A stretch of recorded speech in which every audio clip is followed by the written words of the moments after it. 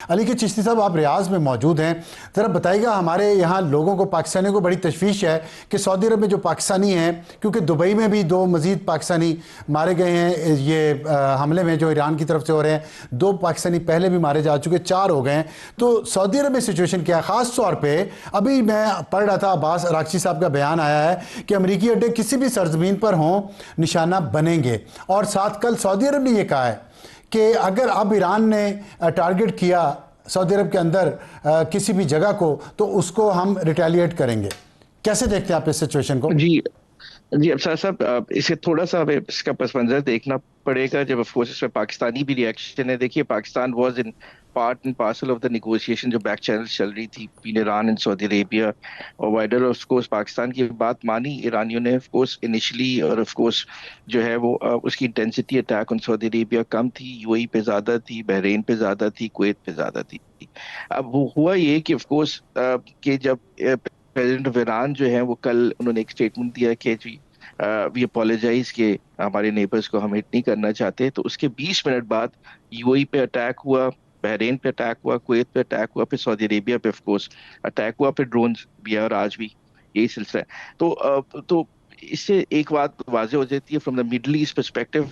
Middle east की जो ताकतें हैं, specially Saudi Arabia, UAE, Qatar जो है वो अब इसे इसे इस तरह से देख रहा है कि देर आर टू ईरान्स। और ईरान में जो प्रेसिडेंट है, ऑफ कोर्स उन्होंने आज भी एक बयान दिया और ऑफ कोर्स आके उसी बात को, क्योंकि he was embarrassed yesterday by his own आज बयान उन्होंने अपना आईआरसीजी, पहले कल वाला बदल लिया, रजू कर लिया उसे। तो बदल 2 लिया ईरान अगर हैं बदल लिया। भी, तो उसमें डोमिनेंट तो आईआरसीजी जो उनका जो रिलीजियस, रेवोल्यूशनरी गार्ड्स ही हैं। जी, revolutionary guard has taken over जी ईरान। और ऑफ कोर्स जो ईरानियन जो इलेक्टेड गवर्नमेंट है वो एक अलहदा खड़ी है। और उस पे अब पाकिस्तान को आपने देखा कि फील्ड मार्शल साहब जो थे was in Riyadh meeting with prince hmm. Khalid. और ऑफ कोर्स जो मैसेज था जो सऊदियों का और पाकिस्तान की तो अंडरस्टैंडिंग है, ऑफ कोर्स हमारा स्ट्रेटेजिक डिफेंस एग्रीमेंट है साथ, और ऑफ कोर्स उस पर पाकिस्तान ने कंप्लाइन शुरू कर दिया है ना। मेरी अंडरस्टैंडिंग है ऑलरेडी पाकिस्तान की कुछ फोर्सेस हैं सऊदी अरेबिया में टू डिफेंड सऊदी अरेबिया। अब ऑफ कोर्स पाकिस्तान के लिए और रीजन के लिए एक बड़ी चीज ये हुई है कि सऊदी अरेबिया ने जब जब ईरान ने जब अटैक किया as a military strategy middle east पे और गल्फ ऑफ होर्मुज को कर लिया, तो अब उनके पास एक लेवरेज पावर आ चुका है। जब निगोशिएशंस में बैठेंगे तो अब बात ये नहीं होगी कि रिजीम चेंज करें, बात ये होगी कि मिडिल ईस्ट पे अटैक। तो मिडिल ईस्ट पे जो राय है वो बड़ी जो है वो ऑफ कोर्स एंटी अमेरिकन हो चुकी है। इससे एक दो चीजें वाजे तो हो चुकी है ना कि अमेरिकन जो हैं वो जो net primary net security partners नहीं रहे मिडिल ईस्ट में। ये रियलाइजेशन यूएई में आ चुकी है, सऊदी अरेबिया में तो आ चुकी थी जब इन्होंने हमसे डिफेंस एग्रीमेंट साइन किया, कतर में आ चुकी है। और अब of course they are very angry. और डू अंडरस्टैंड कि ये सेल्फिशनेस की हद थी कि जब मिलिट्री बेसिस से अमेरिकन ने ये डिफेंस एसेट्स मूव कर दिए थे इसराइल, तो अरब इसे स्टैब ऑन द बैक देखता है 2.0। और ऑफ कोर्स ये जो क्राइसिस है कोर्स अब इसे एस्केलेट करने से लोग रोका जा रहा है। Nobody wants to be part of the war, but of course Israel जो है वो इस जंग में पूरे मिडल ईस्ट को लपेटना चाहता है। ईरान के कुछ हिस्से हैं, मैं समझता हूँ कि ऑफ कोर्स जो कि आईआरसीजी के हैं वो भी इसे लपेटना चाहते हैं। और everybody wants to de-escalate because इस और मैं समझता हूँ कि ये 5 या 8 दिनों में हाँ, जंग देखें, की आप इंटेंसिटी आपने का। आपने ये बड़ा अहम पॉइंट बताया है कि everyone else wants to de-escalate, लेकिन रेवोल्यूशनरी गार्ड्स और इसराइल चाहता है कि ये फैले जंग। तो इस वक्त कमांड तो उन्हीं दोनों के हाथ में है। इसराइल ने तो ट्रंप को भी काबू किया हुआ है और ट्रंप की मजाल नहीं है, हिम्मत नहीं है कि वो हिल जाए। तो फिर आप इस सिचुएशन को आगे कॉम्प्लिकेटेड होता हुआ देख रहे हैं। आप तो मुझे जो आप साउंड कर रहे हैं बड़े ऑप्टिमिस्टिक साउंड कर रहे हैं, which I want to hear as well. लेकिन रियलिटीज जरा थोड़ी सी डिफरेंट नहीं है ग्राउंड पे? सिचुएशन कॉम्प्लिकेटेड नहीं है नहीं मजीद? जी, बिकॉज बिकॉज यहाँ पे अभी बैक चैनल बातचीत हो रही है। देयर वुड बी, देखिए, ये जो जंग जो है ना वो रुकेगी हार्ड पावर से नहीं, सॉफ्ट पावर से, जिसे इकोनॉमी कहते हैं, हाँ, फॉर इकोनॉमिक ठीक है। कंपल्शंस। किसी की गल्फ बात ऑफ मानी होर्मुज जाएगी? जो किसकी रोका हुआ बात है मानी ऑफ जाएगी? कोर्स, अब तो रशिया भी इंटेलिजेंस शेयरिंग कर रहा है ईरान के साथ, तो कौन करेगा फिर? रशियन सब कूद पड़े हैं ऑफ कोर्स। तो उसमें जो है जो ऑयल प्राइसेस बढ़ेंगी, देखिए वी नीड टू अंडरस्टैंड कि जो ऑयल है जो 90-95 डॉलर का पहुंच गया है, अगर इससे बढ़ा तो अमेरिकन की इकोनॉमी तबाह होगी, ईरान खुद अंडर प्रेशर है। और जो यूएई में आपको जो उसने हमले किए, इंटेंसिटी, आज बैलिस्टिक मिसाइल्स फायर किए ऑफ कोर्स उन्होंने ड्रोन्स के साथ, तो डू अंडरस्टैंड कि यूएई में पूरी ईरान की ब्लैक इकोनॉमी फंड होती है, वहां पे बैंकिंग चैनल्स हैं वो उसने रोक दिए हैं। तो ईरान भी अंडर बहुत ज्यादा स्ट्रेस है। और ये जो आर्मागेडन सिनारियो बना लिया है ईरान ने, जो उस आईआरसीजी सुसाइडल बन गई है, तो डी एस्केलेशन इस तरह होगी कि आपकी जो ऑयल प्राइसेस बहुत ज्यादा बढ़ेंगी, तो वेस्ट जो है यूनिलैटरली जो है वो रोकेगा अपने अटैक्स। आर्मेगेडन और मेरे ख्याल सिनेरियो से तो अमेरिकन अमेरिका ने भी बना लिया है, बिल्कुल नेतन्याहू ने बना भी लिया है, बना लिया बिल्कुल है, बना लिया, सब एक ही रास्ते में। बिल्कुल हाँ, बना लिया। वो तीनों का मगर मगर मगर एक ही मगर पॉइंट ऑफ व्यू है। मगर आउट ऑफ इकोनॉमिक कंपल्शंस ना, ये जंग रुकेगी, क्योंकि कोई अफोर्ड नहीं कर सकता। अगर देखिए ऑयल जाता है 120 $130, तो आप ठीक है, सोचिए पाकिस्तान जैसी इकोनॉमी में 350 ठीक। 400 रुपए, साढ़े लेकिन चार सौ रुपए पाकिस्तान की पेट्रोल बात आ कौन जाए। सुनेगा? बात तो असल सुनेगा अगर तो यूरोप की और चीन की और रूस की सुनी जाएगी, क्योंकि अब बाकी मुझे बताए, इफ्तिखार से भी ये बताएगा कि क्या चीन कोई रोल प्ले कर सकता है इस वक्त मिडिल ईस्ट में जो सिचुएशन है, क्योंकि रूस तो लग रहा है अपनी जंग में भी फंसा हुआ है, उसकी अखलाकी हैसियत भी इतनी बेहतर नहीं है अपनी जंग की वजह से, और साथ वो अब इंटेलिजेंस शेयरिंग जो कर रहा है ईरान के साथ, उसके बाद कौन ऐसा रहा? यूनाइटेड नेशन को अमेरिका नहीं मानता, यूरोप को नहीं मानता, क्या चीन कोई रोल प्ले कर सकता है? जी, चीन का जो अभी तक जो स्टेटमेंट आया है और जो स्टैंड सामने आया है वो काफी पैसिव नजर आया है अफसार साहब।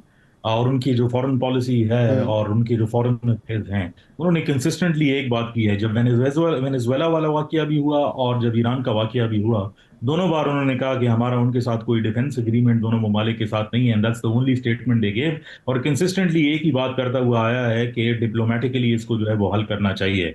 लेकिन अगर आप इस सिचुएशन को देखें, और आपने एक बात की यूरोप के हवाले से, मेरे नज़दीक जो तीन अहम फैक्टर्स हैं, एक का जिक्र तो आपने जो है वो कर दिया कि इकोनॉमी होगा और ऑयल, क्योंकि स्टेट ऑफ हॉर्मज़ जो है वो आपके 47% जो ग्लोबल एनर्जी रिसोर्स है उसके ज़रिए जो है वो राउट होती है। और कल से जो हम मैसेजिंग देख रहे हैं उसमें अगर हुसीज जो यमन से हैं, उन्होंने भी वो भी इस जंग में कूदने के लिए जो है वो तैयार हैं। तो जो बाबुल मंदब अगर जो है वो बंद हो जाता है, जो एक ऑल्टरनेट रूट रहा है हुर्मुज से ऑयल पहुंचाने के लिए, so it's going to be a major energy crisis in the world. सिर्फ ऑयल नहीं है, बल्कि यूरोप के अंदर ऑब्वियसली एलएनजी और एलपीजी जैसे जो है पेट्रोलियम प्रोडक्ट्स, उनकी भी जो है वो किल्लत जो है वो महसूस होने लग जाएगी। और हम तो ऑलरेडी जो है वो अफेक्टेड हैं, फ्यूल प्राइसेस का जिक्र भी आपने किया। लेकिन इंपॉर्टेंटली दो ऐसे फैक्टर्स हैं जिनको अभी तक जो है मैंने देखा नहीं कि लोग डिस्कस कर रहे हैं।